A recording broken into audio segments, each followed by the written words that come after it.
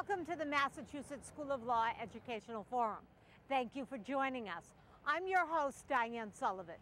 Moving up in America, pursuing the American dream. This is a topic near and dear to our hearts and the mission of our law school. For we believe that intelligent people who work enormously hard can achieve anything that they desire. Education drives upward mobility. From an early age on, our parents instilled in us that in order to get ahead, you need to get an education and you need to work hard. Is that still possible today, or is the American dream dying? Rana Foroohar, assistant managing editor of Time magazine, wrote an interesting article on this subject entitled, "Whatever Happened to Upward Mobility?" Well, I think the idea of being an opportunity society is crucial to our self-image as Americans. It's what this nation was built on. Many of our families, certainly my family, my father was an immigrant, my grandparents, people come here thinking that they're going to have an easier way up the socioeconomic ladder than their parents did. And I think that that's what America is known for here and abroad. Do you believe that the American dream, as we all knew it growing up, is still very much alive today? I think that a lot of people still believe in the dream. They believe that they can strive for the dream. We did a poll, actually, a Time Money Magazine poll last year, asking people about the American dream. And even though everyone believes that their children can still have it, a lot of people feel that they themselves cannot have it. And I think the statistics show that the dream is getting harder. You write in your article that as long as people are working hard and they believe that they can get ahead, that social inequality in the present term does not bother them because it's this dream, this Christmas tomorrow, that makes people more complacent or more optimistic. I wonder if you'd comment on that. Well, I think you've hit on a really important point, which defines so much of our political and state structures in this country. There is a belief, and you can see it in surveys, that as long as we've got a shot at being rich, we don't mind if there's a lot of inequality. We don't mind if there's the Henry Kravitzes and the Koch brothers, you know, as long as we can have our McMansion too. But that gap, that belief starts narrowing. When you feel that the system is rigged, then people start worrying a lot more about inequality. Discuss, if you would, the significance of Occupy Wall Street. What did that mean in our culture? Wow, I think it meant so much. I was shocked, to be honest, as somebody that covers economics and business, that it didn't happen a lot earlier. We were all waiting, all of us, after the fall of Lehman Brothers, for there to be mass protests, and we all wrote these sort of, you know, we're all socialists now covers, and that didn't come to pass. But I think that after a few years, the patience of even Americans that are willing to put up with a lot in terms of inequality was exhausted, and I think that that's what you saw in these movements. What evidence either supports or refutes the idea that it is harder to get ahead today? Well, there's been a number of studies done, or studies that I should say have been done over the last several decades that are now being reported on, looking at intergenerational mobility. And what that means is taking a person from the time that they're coming of age and coming into the workplace until the time that they have children, so about a 20-year period, and looking at whether they're doing better, worse, the same than their parents. And what those statistics show us is that America is falling behind, particularly in comparison to Europe, which I think is really interesting, because if we think again, to go back to the Statue of Liberty, to the generations before us, that's why people came to America. They thought it was going to be easier here. One other important point that you make is that if you were born in 1970, in the bottom 1/5 of the socioeconomic ladder, you are far less likely to get ahead than you would have at one time. Yeah. I wonder if you'd talk a little bit about that. Yeah, so if you were to be in that bottom quartile in the, say, the 50s, it would have been a lot easier to get ahead than it would be if you started out in the 70s and went till today. And I think that that reflects a kind of mega shift in our economy. The period of highest growth in most of our lifetimes was from the 50s to the 70s. It was the post-war era. Europe was rebuilding. America was surging ahead. There was a tremendous amount of consolidation, growth in American industry, but globalization hadn't really taken off yet. Right. Once you hit the 70s, and in particular the late 70s, you start getting a lot of other countries coming online. You know, you get the emerging markets, China, you get Eastern Europe, you get a little bit later on, you get the fall of the Soviet Union and all those countries coming in. And of course, people in those places want theirs as well, but then that means many billions of more people that we have to compete with. Are people today better off or worse off than their parents? Well, it's interesting. There's two ways to look at it. You can look at it in absolute figures, which a lot of economists will, to be fair, and then we have to say we're better off. We actually do have more money than our parents. We have many technologies that they didn't have. I mean, look at our flat screen televisions and our snazzy refrigerators and things like that. But if you look at it in relative terms, a lot of people would say that we're not as well off, and I think relative is what matters, because as I write in the article, we don't peg ourselves to our parents, we peg ourselves to the Joneses. Will you talk a little bit about the divide between the richest and the poorest in America today? I'm going to refer to Coming Apart again because I do think it's a very interesting look. And this is someone he's on the right. I tend to think of myself more as a liberal, but I think that some interesting points are being made, and that there's an entire cultural divide now between the upper middle class and the upper classes in this country and the working class in terms of education, which is the base of the pyramid. That's where it all starts, really, because education is, as you know, is the #1 factor in terms of mobility. If you don't have that, your chances of getting up the ladder really are slim. So these people are more highly educated. Their lives are different. They tend to get married and stay married more than, say, a working class person would.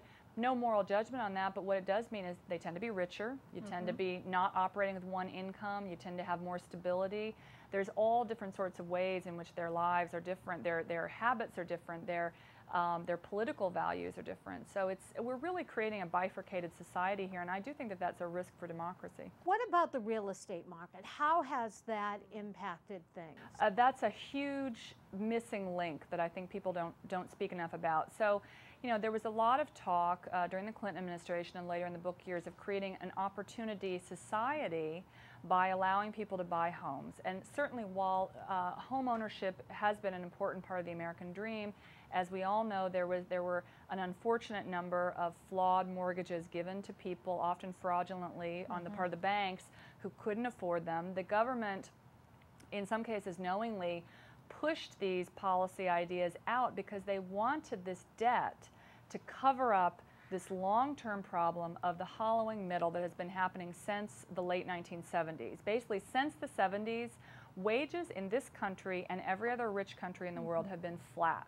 And we've been trying to hide that with debt, and we can't do it anymore. Another area that you write about that's near and dear to my heart, that is the loss of manufacturing jobs. Like you, my family were immigrants, and social mobility happened for us because my parents went to work in the mills in the city of Fitchburg. Those jobs don't exist anymore. Well, absolutely. I mean, my father is a Turkish immigrant. He was given he was from a very poor family, peasant family really, in Turkey. He was given a scholarship to study in this country and became an engineer.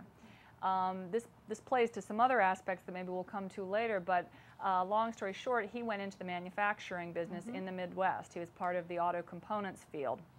He was laid off later when that area was hollowed out in the 80s. He was at an advantage in the sense that he had a college degree and was able to later start a small business, but certainly, and that's an important issue too in all of this, but certainly we felt, being in the Midwest and hearing stories from my grandparents who had it harder, they didn't have college degrees, they were immigrants as well, that this was a big issue. I mean, the death of these industries where you could work often without having a college degree has had a tremendous impact, I think. Talking about technology and how the technology-driven economy has changed things in the past decade. That's an area that I think people are just beginning to explore the enormous implications of. Now, I think we all have an idea that technology has hollowed out manufacturing. We can all imagine complex machines that have taken the place of workers, but what I think we don't have a clue about yet is the fact that it's going to hollow out white-collar jobs.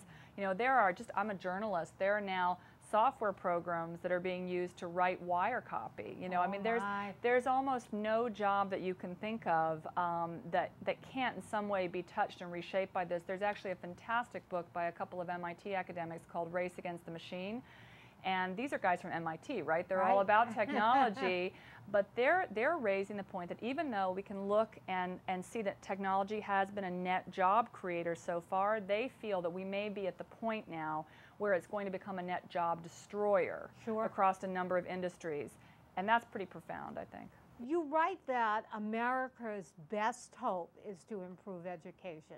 Talk about that. I think education, as I said, is the bottom rung on the ladder. It's at the base of this entire pyramid. Studies have shown that it is the factor that has the most implications for mobility. If you have a leg up in this way, if you can afford an education, which many people can't in this country, as we know, you can generally get ahead. You can improve your situation. If you can't, increasingly you won't be able to. And I think what we need to do is start thinking about it all across the board. I mean, not only do we need to make it easier for people to complete four-year degrees and professional degrees, but we also need to make it easier for people to learn skills in trade schools, in universities that connect with employers. I'm actually going out in a couple of weeks to visit a high school in Brooklyn, a technical high school, which is a 6-year high school that actually you start it when you're 14 and you end up after 6 years with an associate's degree. Wow. So, you know, because as I'm sure that you know, dropout rates for community colleges and associate's programs are often very high. But if you can get these kids in, and it's part of their high school education then, they are guaranteed a job with one of the major employers, including IBM, for example, that support this program. So I think that kind of thing we need to start talking more about. What impact does healthcare have on poverty? I think it's a big impact. It's an impact that's very difficult to measure. And one of the interesting things that's coming out in poverty research more and more is it's not so much about absolute income. You can't say if you're below X dollar figure, you're poor, and if you're above it, you're not. Volatility in the lives of people that fall into poverty is oftentimes a more important factor. So, for example, healthcare emergencies in this country. I mean, in Massachusetts, things are better than in a lot of states, yes. you know. But something like a third, actually, I think it is a third of people who fall into poverty, in and out of poverty on a yearly basis, it's because of a healthcare emergency. They can't pay their medical bills. I mean, and this kind of thing is unthinkable in Europe, where I spent many years as a correspondent and thankfully had 2 children on the state healthcare system there.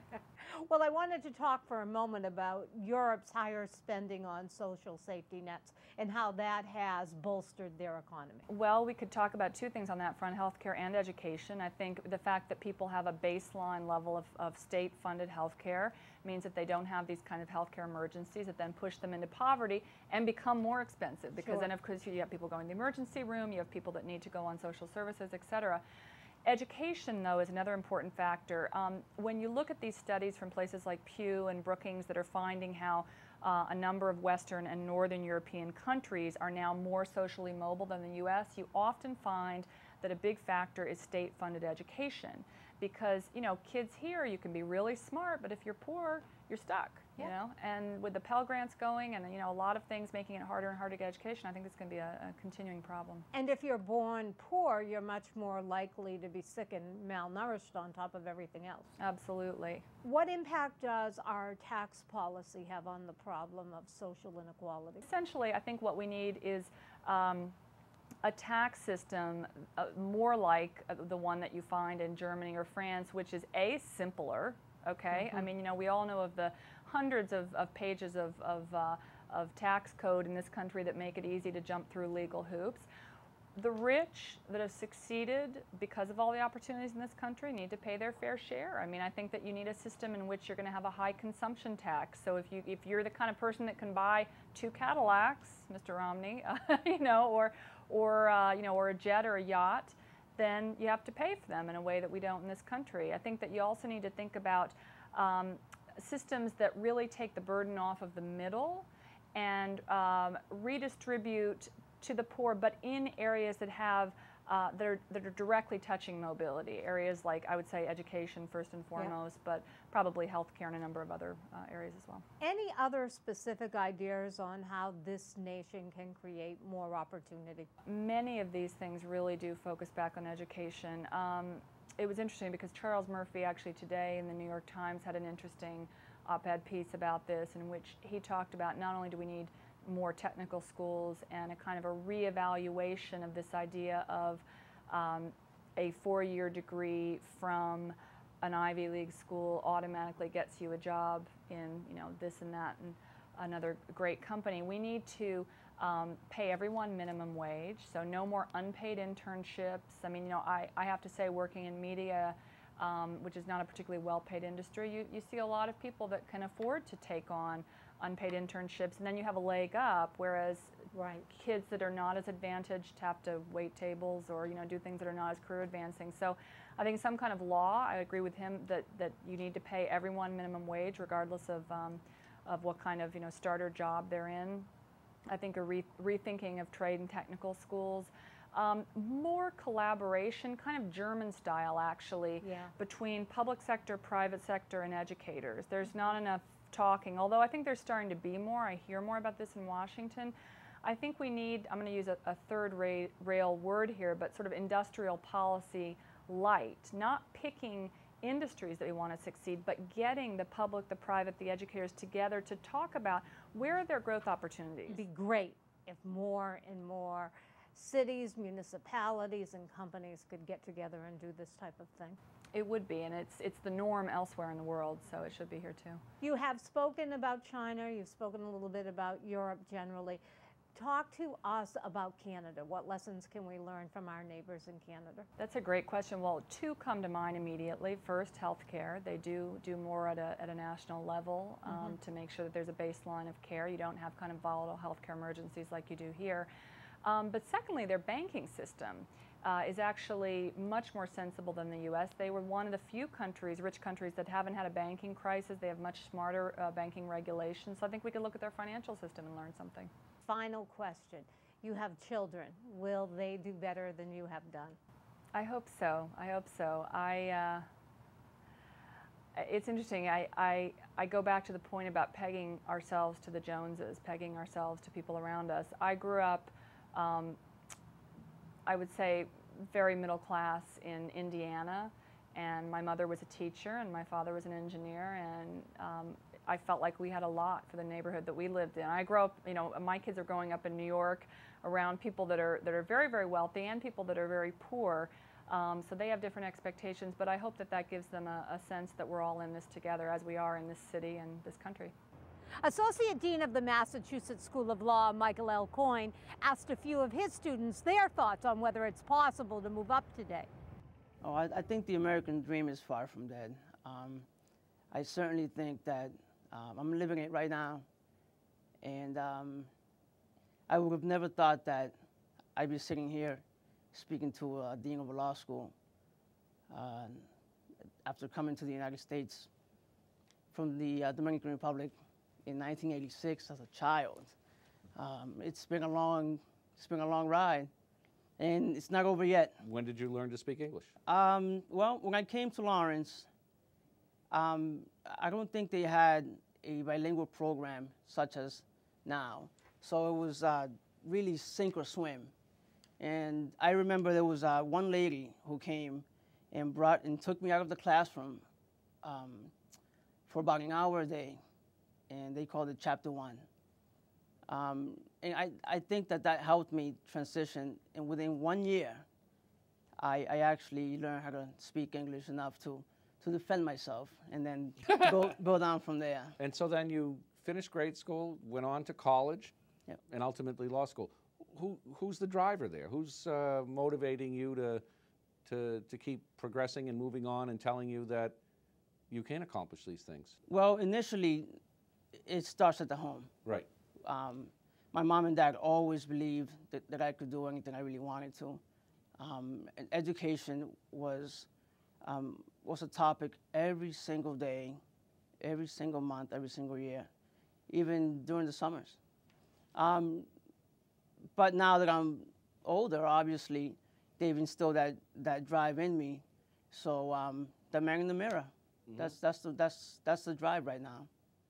Tell me about law school. How did you then say, okay, maybe I'll give law school a try? Because again, it's a pretty rapid journey from the Dominican to where we're at today.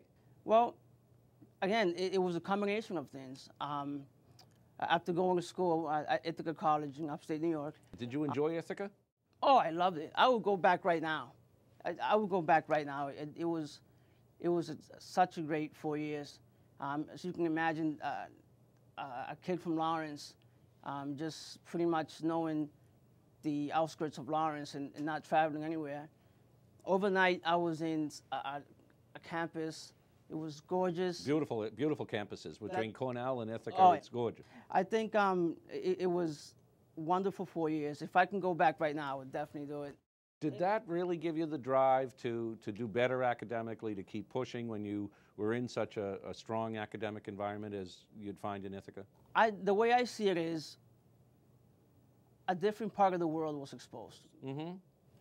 I remember just seeing not only the facilities, the buildings, and even the gymnasium, but seeing how professors interacted and being around students that really challenged you because they wanted to get a higher grade than you. So once that seed was planted, there was no looking back. I knew that I was within the grasp of success. So then you go to work after college and you're bumping up against the glass ceiling and you say there's got to be something more for you on your horizon here. I mean, you see it every day. You turn on the TV and you see politicians or people trying to change the world in other different ways. And then when you apply it to your own expectations, you say, well, I know I can do better. Right. And to make a long story short, I found myself at a crossroads where I said, there has to be more. I've gotten this far. I know I can attain another level. And the funny story is that a friend of mine, about 3 years prior to me applying here, he invited me to come to an open house. And I said, okay, yeah, why not? And I wasn't even thinking about law school back then. And I sat in the old courtroom, and I heard you guys speak. And I said, oh, well, that sounds nice. And another seed was planted. And lo and behold, 3 years later, I found myself applying because I remember the opportunities that were described. And now that we're on the topic, during my first week of orientation, I still remember you said to the whole class, don't blow this opportunity. And those words have still resonated within my head. Even in law school, I know you faced additional challenges, not academic, but I knew you were in a serious accident. And, I was. There had to be a lot of different opportunities, not just that, where you just could have packed it in and said, you know what, I can do something else. What keeps you driving, even after the serious accident I know you were in? Sure. Well, I should mention that when I was in high school, my mom became ill, and she wasn't around. She became incapacitated, and she passed in 2007. And that was a very sad day. But that point in my life seemed so low that I really needed to bring myself up in any way I can. So when things get hard, I think of how hard I've had it before, and how much higher I can bring myself up. You mentioned the accident. The school was marvelous. They allowed me to have an extension on one of my papers because I couldn't type because I hurt my hand. So I had to use one finger. And you're right, I could have packed it in. I could have said, this isn't for me, this is too hard. And it wasn't easy. But you have to look at the adversities that you have. You have to look at how bad you feel sometimes in your life. And then you have to say, I can do so much better. And you have to turn every negative situation and turn it into a positive. Frederick Douglass says, without struggle, there is no progress. Nothing can be further from the truth. Now tell me what the plan is for the next 5 or 10 years. I want to be an administrator. I can see what higher education has done for me. Mm-hmm. And I've had some exposure to that a little bit. And I really want to be the driving force behind a university or a college. And I want to be the person that says, let's go after it. Let's be better. Let's make each and every one of those students who come to our program better, because education has made my life better. Who are your influences that encourage you to think bigger, to go beyond, to go to college, to go beyond college, to go to law school? Well, starting off with my family, my mother, she's from the Caribbean, and my father, he's from America, of course. But growing up, they always instilled in us that you can do all things through Christ, that you can be the change in this world, not just make a difference, but be the difference. So starting with my family, my church family, and my teachers and community. Is church a significant influence in your life, your activities, the way in which you live? Yes, through church growing up, speaking, having the opportunity to participate in the community, doing debate, oratorical speaking, working with young kids, I always did that. So I always had a vision that I wanted to not only deal with children, but I had an opportunity to do it in church, so starting from that point of view. Do you see both your church activities and your law school and higher education goals? Is that the way to obtain the social mobility, to find the next rung up the ladder? Well, with my church, the congregation, the Church of Christ, it gave me a foundation of discipline, of regardless of the obstacles that you face, that you can stay focused in the midst of your storms.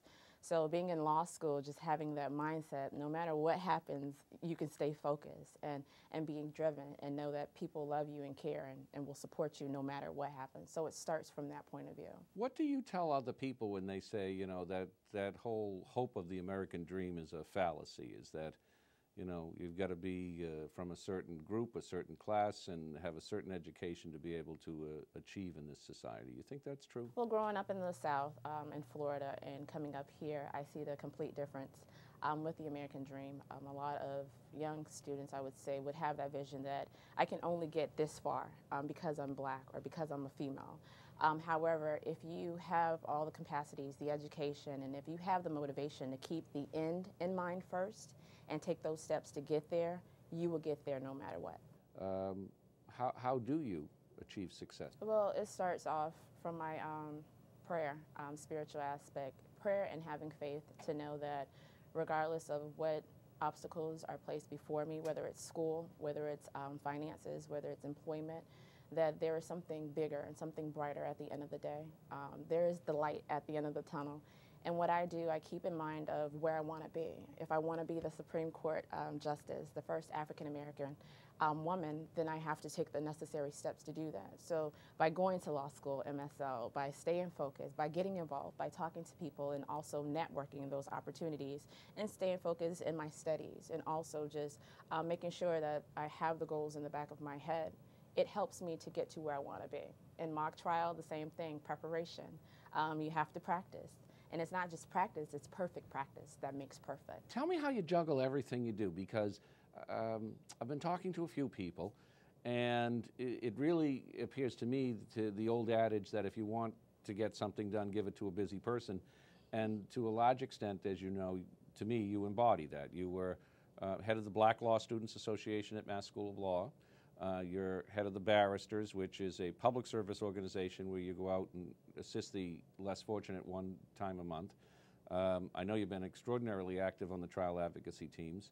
You're extraordinarily active with respect to your church and the public service that they do. You do law school. I don't know what else you do. I assume you have some type of personal life.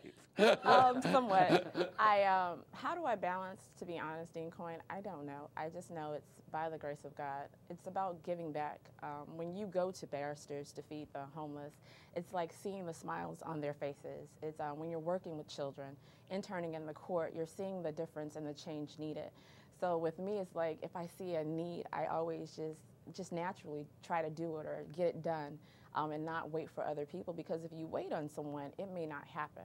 So instead of, like I said, instead of trying to make the difference, it's be the difference so that others will be influenced by what you do and get on fire and do it too. You see, you attribute a lot of your success to God. I mean, and you're not embarrassed by it. You're very out there with it, right? Right. Is it that significant of an influence? Does it carry you through those rough times? Does it keep you striving ever higher? Is it that much of a power in your life? My faith and my belief in God is what keeps me through. It's what I believe wakes me up in the morning with the drive that I'm going to do something positive today. And it's what helps me in the midst of the day when it's not going well. When things are negatively coming at my way, it's my balance. So my faith in God, it secures me in my foundation because I know that I'm not just anyone, but I am extraordinary. I am unique, and there's just no one like me. And because of that, and because of God and Christ was like that way, it's easier to live in this society. Well, your parents must have instilled a little bit of that confidence in you, too. So they've obviously done a terrific job. We have to give them credit, and I have a brother and a sister, and they're all doing exceptionally well. And it's because my parents always said, well, we gave our life to help you. And by giving their life, they would sacrifice. Growing up, they did a lot of sacrificing so that we can go to the debate tournaments when we may not have the money, or they can work an extra job. And they always instill education is the key. Education is successful. You know, whenever you have it, you can go anywhere. You can move mountains. And faith and education, you know, that's a combination together. Do you think the opportunity for education will continue to exist for the young Felicias and the young Mikes and everyone else, because the cost of education, people start to worry that the cost of education is just skyrocketing, and that window of opportunity for people like us it may well be closing as it grows ever more expensive. What do you think about that? I think once we, as a society, as a country, we stop and we understand the importance of education and how it not only affects young people, but it affects the entire society as a whole, we will realize why it's important, why we need to finance it, why we need to provide resources in communities that don't have the educational resources. And I saw that growing up in the South versus up north. It's completely different with the educational system. And I think that's what makes us who we are. That's what embodies us as American citizens. And being able to go into the employment, you want a job done, you don't want to just give it to anyone, but you want to give it to someone who's competent and who's confident to get it done, and it's through education. What would you say to the little kids out there that say, I want to be like her? And there's someone saying, well, you can't be a lawyer, you're whatever, you can't go to college. What do you say to that kid to help them overcome some of those obstacles that are likely in their way? I will say, like my parents said to me and my grandparents, don't be like me, be better than me. And I only use that because there are a number of people I know growing up that says, you can't be a lawyer, you can be a teacher. And that's what I had in my mind. I was going to teach because you're not gonna, be this high up in life, and only women can do certain things. And that kind of discouraged me. But then I thought about it as I went through college. I'm like, no, I don't want to be a teacher. I want to be a lawyer. So therefore, you have to get the negativity out of the way, and you have to stay focused on your dreams. And like I said before, if you keep the end in mind, you will go forward. Since I was younger, I've been a pretty competitive person, and I think I like to do a lot of things that people tell me I can't do, especially from the standpoint of being in a disability in a wheelchair. I think I've had to overcome a lot of adversity, and that competitive edge, being an inspiration to other people with disabilities, is something that pushes me to keep going and do more and more. Let me ask you about that. I mean, because you weren't always in a wheelchair. I wasn't. That had to be, for anyone, but especially someone young and vibrant like yourself, that had to be a real adjustment. I mean, a lot of people might have just said, I'm going to pack it in, but your drive, at least from what I've seen, your drive seems to be ever present. It was a huge downfall in my life, I guess you could say. But I really didn't start using a wheelchair until I was 22. So I have a progressive disease, and from the time I was maybe 16 or 17, I started losing balance and having to hold on to things. So in a way, when I was 22, it was almost a relief to be in a wheelchair, because I could be independent again, and I could do the things I wanted to do again. So that was kind of nice. Some people say that the American dream, the promise of America, is no longer a reality. What do you think it is? I think the American dream is a reality, especially for me. I think, I've always chased that competitive feeling and being able to be in law school and pursue a legal profession, being able to do something that I like and get paid for it. I mean, that's a huge plus. That's the American dream right there. Do you see education as, if not the way out, one of the most significant avenues out for people from more modest backgrounds? I think so. I think going to college is definitely the first step, and things have obviously changed since my parents were, younger. Now you really have to get an advanced degree, so education is really important. And I think about myself, if I didn't have a disability, if I wasn't, pursuing all these things, I don't know, honestly, that I would have gone to college or I would have gone to law school. So I'm really thankful that I did do that, because now I realize that it is so important to pursue an education. You are now the city councilor of another older mill city. Yes.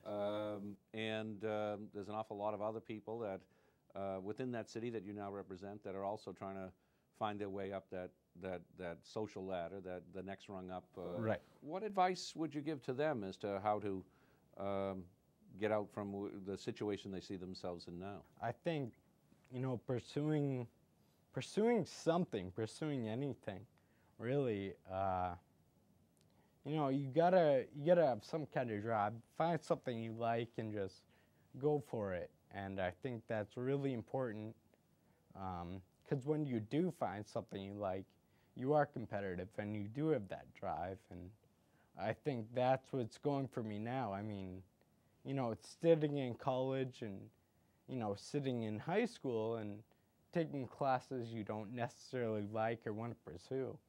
It's tough, it really is, and I think a lot of people are turned off by that. But if you find something you really like, you pursue it, you go hard, and you don't give up. What impediments have you faced and overcome along the way that you now look back on and say, well, geez, I thought that was an obstacle I'd never get past, but perseverance and the like, I got past it? I think the biggest thing, as we talked about before, was going into a wheelchair, and getting past that, I don't know, it was really hard to do. And the week I actually got my wheelchair, the way I think I got over it, I bought a hand cycle the next day, or the week after, I'm sorry. And I just really got into sports, started meeting people, and before I never was interested in talking to anyone about my disability or meeting anyone with disabilities. Just made me uncomfortable. Like, I think it makes a lot of people uncomfortable, actually. And so yeah, I bought the cycle and I started meeting people, and that was empowerment right there. What about the whole idea with respect to politics? I mean, that has to be just another level of challenge that, I mean, most of us would have trouble speaking in public to strangers, period. You're a relatively young kid, you've still got law school, you've got all these other responsibilities, and now you embrace another difficult challenge that most people would avoid. How come? I've always liked helping people, doing what I can. And I think from a young age, middle school, high school, I did, student council and student government, and same in college. But when I was 15, I worked on a council that followed Robert's rules and everything. It was in the Boy Scouts, in a group called the Order of the Arrow. And I became a vice chief, which was, you basically run all the elections and you go to all the troops and you give a presentation. And I think at that age, I was 15, I mean, it really annoyed my parents that they drove me to, every city in Central Mass every Tuesday and Thursday night, but that definitely got me started in where I wanted to be in the future. What would you see as your future in public service? What would you like to accomplish if you have all your wishes? You know, I ran for city council on the platform that I don't want to pursue politics on a national level. I really want to pursue law, and I want to pursue maybe disability rights at some point. And I definitely want to work for Fitchburg out of a love for the city, but I don't see myself moving on. Maybe, you know, state rep or senator for my district, but not Congress or the actual Senate or anything like that. Do you have any advice that you would give other people who are watching this and saying, oh, I don't think I can do law school, I don't think I can run for politics, I don't think, just let someone else worry about all that stuff? If you like it, do it. I mean, I'm not going to sit here and lie to you. Law school is one of the hardest things I've ever done. You know, running for politics against two candidates who I was told from the start would beat me. You know, these things are hard, but if it's something you really want, if it's something you're eager for, pursue it. When my parents divorced, we moved to Lewiston, which is a totally different town from where I had grown up. It was a small community in Green, Maine, farm country. And then when we moved to Lewiston, it was the big city. And so I was getting into trouble. I was kicked out of school in the 8th grade, and they assigned me to high school, and I never even went. So I worked in an old mill, a paper mill in Lisbon Falls, and got my GED. I think it was 1997 when I got my GED. So you studied not in school, but you studied by books and everything else, and went to probably some classes in order to get your high school equivalency degree. I went to class 3 times, and then I sat for the high school equivalency test, and I passed it and just continued to work until I was 20 years old. And one of my old friends from Green, Maine was starting to come around more often, and he was telling me about college. And he just fascinated me. And I think at the same time I watched Rudy. Yeah. And I got a passion. So you found the spark at 20? Yes, I found the spark at 20. I wanted that life that he was telling me about. I remember I wrote a college essay to get into the college. It was Notre Dame College. It ended up closing down later, and I think this is the reason why I got in, because I wrote a college essay to get in there, and I littered that with collage instead of college. I couldn't spell. I wrote collage instead of college. But they accepted me, but I believe it was because they were closing down. They needed money. And they accepted me, and I didn't do very well. The nuns would call me and make sure I was awake to come into class, because it's just, I never knew how to do math. I never knew how to do writing, because I never went to high school. I think I got lucky on the GED test, and so good boot in the ass from the nuns sent you on your way. Yes, yep. They helped me.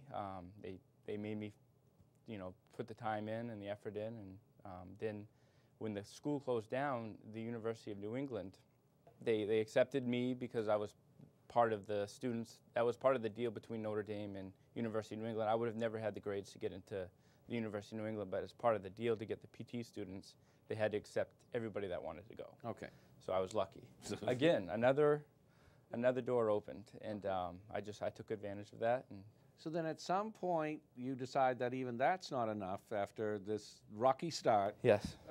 You decide the college degree that you struggled to get, but now that you've got, even that wasn't enough, and you decide law school is going to be your ultimate way out of where you were at. How come?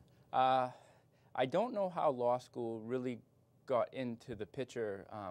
The only thing I can think of is a friend of mine. We're talking. He owns a couple of mobile gas stations. He's pretty successful, and he's always told me that I'm one of the smartest people he's ever met, but there's just something not connected right in my brain, and that law school would probably fix that. And I think he was right, because I feel law school has done so many things for me. I mean, I just graduated, but I feel different about the world. I see it differently because of law school. Now, tell me about your struggles in law school, because not academic struggles, but there must be financial struggles, there must be time constraints. You were actually commuting from Middle Maine, Central Maine would call that, to Andover, Mass. Yes. Whenever you had classes and were going to study here. Yes. That was, my wife was probably the most instrumental in that. She made it so I come to school here without working. I tried to do it at first. My first semester, I'm going to be honest, I did not do very well. You were trying to work and you were trying to attend classes? Yes. And you were commuting at least an hour and a half each way? Yes. And somehow you couldn't juggle all and of that? I wasn't doing very well. I was on academic probation my first semester. Oh, really? Yes. I didn't know that. No one did, except my advisor. So was that another boot in the rear end that you needed? That scared me, because I've always felt like when I put my mind to something, I can accomplish it. Right. And this was the first time in my life where I felt like I wasn't able to do it, and I was on academic probation. I was so afraid that I wasn't going to make it. And as you guys taught us in orientation, you have to put the time in. And never in my life where somebody told me that you have to do something, you really have to do it. It wasn't just talking during orientation. That was serious. You have to put the time in. And so I ended up getting laid off from my job, which I wouldn't probably have left my job if I wouldn't have gotten laid off. Because you couldn't afford to. Because I couldn't afford to. And my wife, she's the smartest person I know, and she worked. She was in school too, but she had a job full time and went to school and supported us. So she's working and going to school as well. She's done now, but yes. But at the time, she's working and going to school, you're working and going to school until you get laid off. Mm-hmm. So what's driving the two of you? Just the prospect of, when we're done this process, we're going to have a much better life than we ever could have hoped for earlier. Well, I think that's what it exactly was. My wife grew up in Eastern Europe. She's from Bulgaria, and I grew up in Lewiston. I actually lived in a couple of homeless shelters sometimes in my life, and so we both wanted to succeed. Mm-hmm. So we didn't have to do that. We wanted to take it up to the next plateau in our lives, so we didn't have to struggle like that. Ultimately, the first year comes, you are able to pull yourself off probation, and you figured it out now. After this rocky road, you finally figured out how you learn best, how you study, and how you can succeed at this. That must have been quite a sense of personal accomplishment. It was, and it really showed during the finals, because I wasn't nervous. Mm-hmm. I mean, I was nervous, but not like I wasn't having a heart attack. Yep. But I felt a little sense of confidence, and that's what I did. That's how I had to study. I had to pretend that I wanted to be a professional and know everything about this subject in order to pass it at the end of the year. And that's what I did. I read the subject for 10 hours a day, whether it was environmental law or torts. Do you still think that education is able to provide that opportunity that historically that was the promise of America, that with a good education you have the tools to then be able to go out and achieve whatever it is that you want to achieve? I don't think it's a clear line anymore. I think maybe before, if you got a law degree or got any degree, not just a law degree, you were almost assured of a job and success if you put the time in during school and you got that degree. I think now it's not quite to the point where it's a diminishing return, whatever that saying is, but I think you have to be more networked, and I think you have to know people in order to get some jobs now, because they're so tight.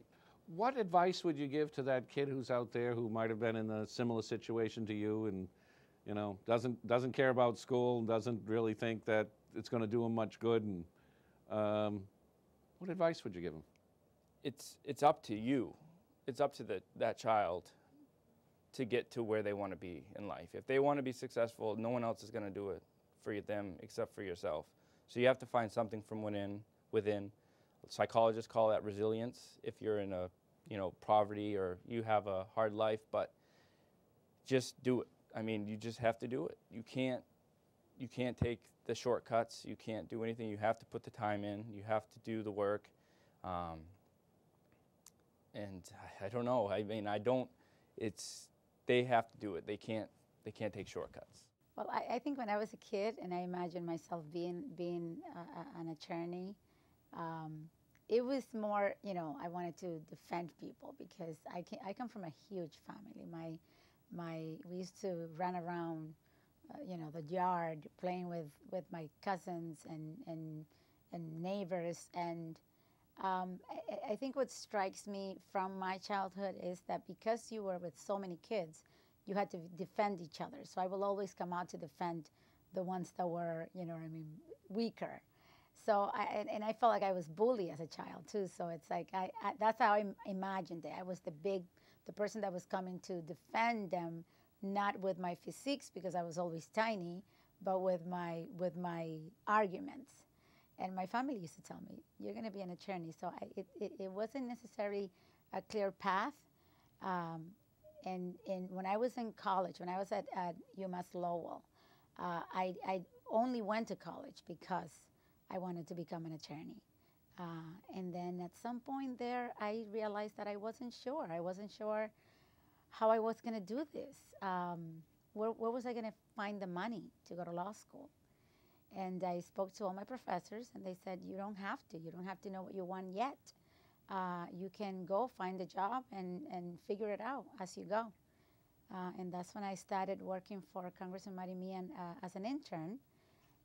He was impressed by me and offered me a job while I was still in undergrad. And I became the immigration caseworker. And during that time, that's when I found my love and passion for immigration law and the immigrant community. So I decided that I was ready. I was ready to go to law school because I knew exactly what I wanted to do. And then maybe around that time, that's when I imagined then, yes, I'm going to have my own firm and I'm going to do immigration law. So. Does it help doing immigration law, being not born in this country and having shared some of the same experiences as some of your clients now?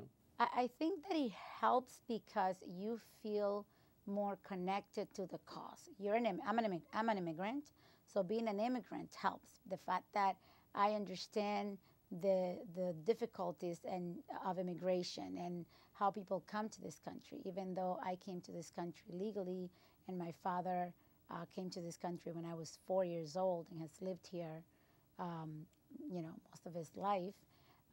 For me as an immigrant to understand the process of immigration already and how so many people come to this country in many different ways. So it is very helpful, I believe.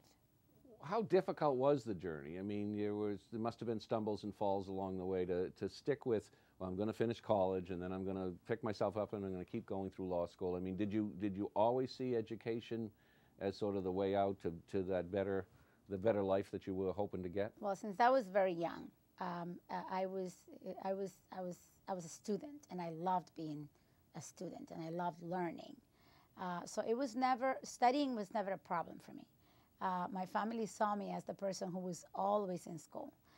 For them, because I'm the most educated person in my entire family, and when I mean my entire family, I mean extended family as well. So they will say to me, "Are you always going to be in school?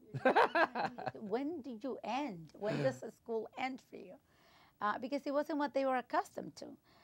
So I wouldn't say that it was easy. It wasn't an easy process, but I was so determined that it was seamless. I remember that when I finished high school here, because I came here in 1988 from the Dominican Republic, and I did 1 year of high school, my senior year. So I finished high school. I went to Northern Essex Community College to learn English. So when I was learning English, I wasn't, my father wanted me to go to beauty school because he had dreams and ideas of me becoming a beauty salon owner, that I was going to be Mrs. Zoila Marisol Gomez, because I was going to have my own business. But that was his idea of success. Mm-hmm. My father's idea of success. He's a small business owner himself. So to me, that was that was thinking myself, if I became a hairdresser and a beauty shop owner, that was it. I was not going to be able to go anywhere. I was going to be stuck. So I pleased my father. I did go to beauty school, but I did not get my license. So that, because I didn't get my license, I couldn't really open a shop. So I worked for a woman, friend of mine, part-time. And kept going to school. Kept going to school. So I remember going to computer learning center to learn computers because I wanted to work in an office. Mm-hmm. I still didn't think that I could go to law school. I didn't think my English was enough. I didn't feel comfortable enough that I could hold conversations like this without stumbling. So I did a lot of different things like computer learning center. And then in 1993, I got pregnant, and my son Christopher was born in 1994. And when he was 6 months old, I said, I'm going back to school. And I went back to Northern Essex, and it was already with the focus of going to school, undergrad, to finish a 4-year degree, because I learned that I needed a 4-year degree in order to go to law school, then go to law school. So it didn't become clear right away. It kind of was something that I picked up along the way during the process of figuring out how the system worked in this country, how was I going to pay for school. So it took a while, but once I knew, it was clear. So even with children, you continue to persevere towards the distant star of trying to be a lawyer. At some point then, you do complete law school, you complete successfully taking the bar exam, and now you're a lawyer with your own firm. And even still, now you're on the board of the University of Massachusetts. So education, you must see, is really vital to providing that, the American dream, so to speak. I think it's very, very important. I mean, if you don't, especially for somebody like me, for somebody who's an immigrant who came to this country, you have to view it as, you have to be able to tell the parents of those children that come to this country how important education is, because they don't have that background. Most of the immigrant community, their parents didn't go to school. You don't get the immigrants who are educated coming to this country in masses. The ones who come to this country in masses are the ones who are the poor, the less educated. So I think it's very important to teach and to reinforce to the immigrant community how important it is to reinforce education in their children. And for the immigrant community to be educated, I think is the only way out of poverty. Any advice you have to those that are out there and wanting to achieve some of the success that you've achieved? I think it's free to dream. It costs you nothing to dream, and get to know yourself first. Get to know what is the environment that you envision for yourself. In which environment are you going to be happy? So my advice will be that get to know yourself well, and it's free to dream. Dream, and if you believe that you can be something, you definitely can. We'd like to thank all of our guests for sharing their stories with us. It seems that they all believe upward mobility still exists today in America. So from the land of opportunity, stay focused, keep moving forward, and you be well.